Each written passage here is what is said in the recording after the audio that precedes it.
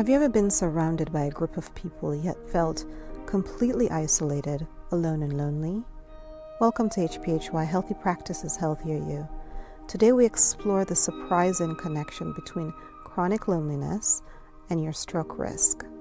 We'll dive into what a stroke is, how loneliness contributes to it, and mostly offer actionable strategies and tactics for protecting your health and reducing loneliness, thereby reducing your risk of a stroke.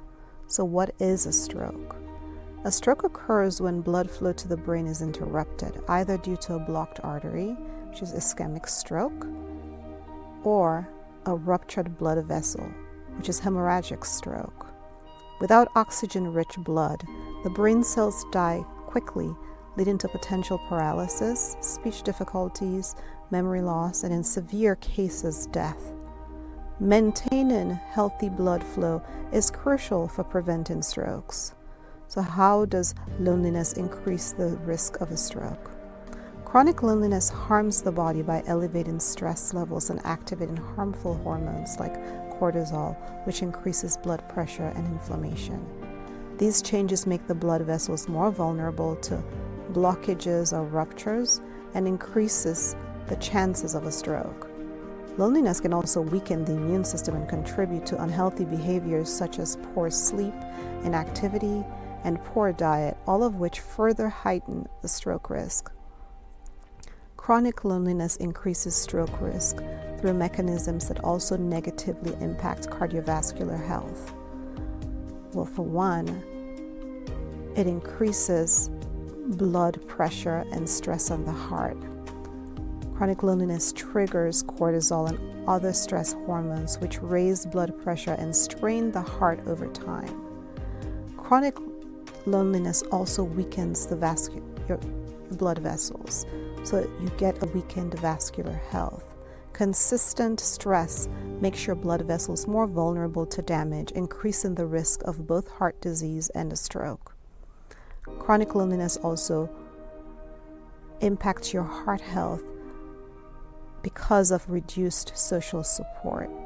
We know that social connections play a huge and crucial role in managing stress and maintaining a healthy heart function. Chronic loneliness limits your emotional support. It makes it harder for individuals to care for their cardiovascular and overall well-being.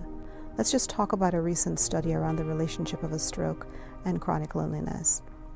This particular study appears to be the first of its kind to examine the relationship between changes in loneliness over a period of time and the risk of incident stroke specifically. Prior studies had explored the association of loneliness with cardiovascular diseases or stroke at a single point in time, but this study uniquely investigates loneliness patterns across two separate points in time in a large representative cohort of older U.S. adults. The study was published in the eClinical Medicine and tracked over 12,000 adults aged 50 and older over a 12-year period. Researchers used the UCLA Loneliness Scale to assess participants and grouped them into 4 categories. The first was consistently low loneliness. Second, remitting loneliness, which is high at baseline but low later. The third, recent onset loneliness. They were low at the baseline and high later. And consistently high loneliness is the fourth, which are high at both points. Basically, consistently low loneliness, these people felt low levels of loneliness throughout the study. They did not report significant feelings of loneliness at either the beginning of the study or later stages of the study. Remitting loneliness were participants that started with high levels of loneliness but felt less lonely by the time of follow-up. Essentially, they were lonely at first, but their feelings of loneliness improved over time. There was also like the recent onset loneliness crowd and category. These were individuals that initially reported low levels of loneliness, but by the time of the follow-up, they experienced higher levels of loneliness. And in other words, they became lonelier as time went on. And the fourth category, consistently high loneliness. And unfortunately, these participants felt lonely both at the start and at the follow-up. And their loneliness persisted throughout the study, placing them at a higher health risk. And the study found that people with chronic loneliness, those scoring high at both time points, had a 56% higher odds of experiencing a stroke. 56%, even after accounting for depression and social isolation. They also found that temporary loneliness, and this is something that's important to pay attention to, temporary loneliness did not carry the same risk, which indicates that a long-term loneliness has more significant consequences for your heart and your brain health. So how do you recognize loneliness in yourself or others? Feeling emotionally distant even as you're surrounded by people, that is one way you can identify it. If you avoid social activities or struggle to maintain relationships, that's another. Expressing thoughts like nobody understands me or I just don't belong. Recognizing these signs early can help you take steps to prevent chronic loneliness and its health risks. So there are 5 strategies that we want to focus on to reduce loneliness and stroke risk. The first is just strengthen your existing relationships, the people that make you feel good. Call or message friends and family regularly, where it's a positive interaction. Don't call if it makes you feel worse, or don't engage or limit those engagements. Schedule meetups or shared activities, even virtually, with the people that you feel supportive and you seem to feel better after you've had a conversation or an engagement with them. You need to also figure out a way to engage in community activities. So you can join local clubs, volunteer groups, or hobby-based meetups, which are always the best because you have these shared values and shared interests. Participate in neighborhood events to just foster new connection. You can also utilize digital tools, engage with virtual communities or social groups online. Use video calls to stay connected with loved ones, and consider pet ownership.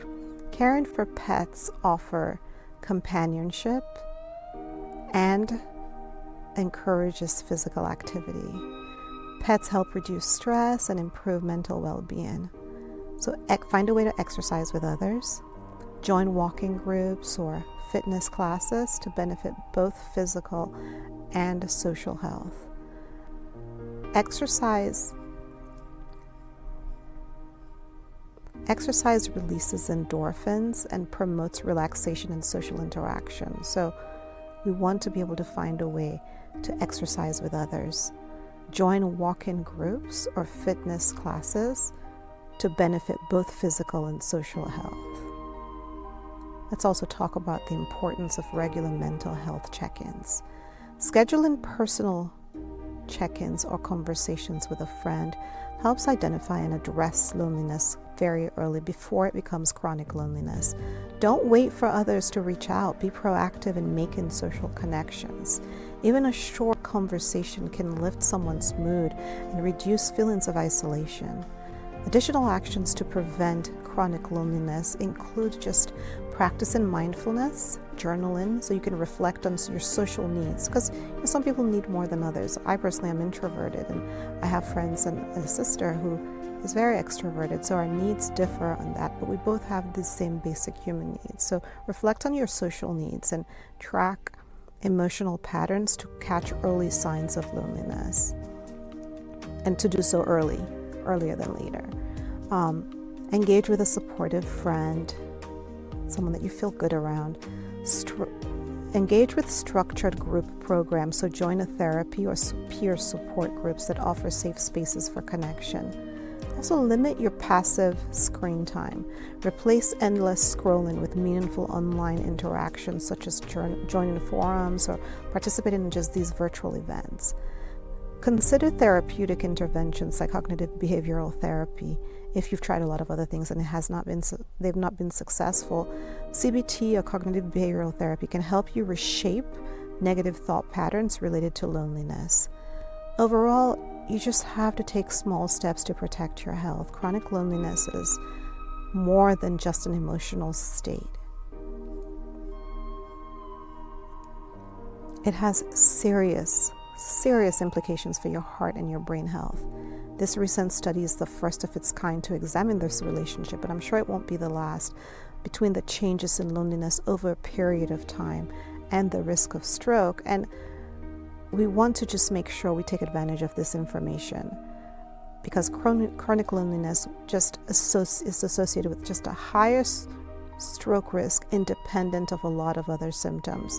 So this is one way to make a significant difference through these small actions, like reconnecting with your loved ones and joining social activities or adopting a pet.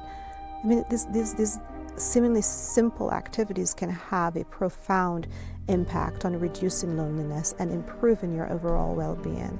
Taking these proactive steps to address it, chronic loneliness, is essential for both your mental health and stroke prevention, or at least reducing your risk of stroke. Start today. Reach out to someone, join a group, or take your pet for a walk. Well, if your pet can walk, because not all pets prefer that. Or you can do all three. Reach out to a group where you can also take your pet for a walk. These small changes can make a world of difference in your health and overall happiness. Thank you for watching. If you found this helpful, share, subscribe, and have a great day.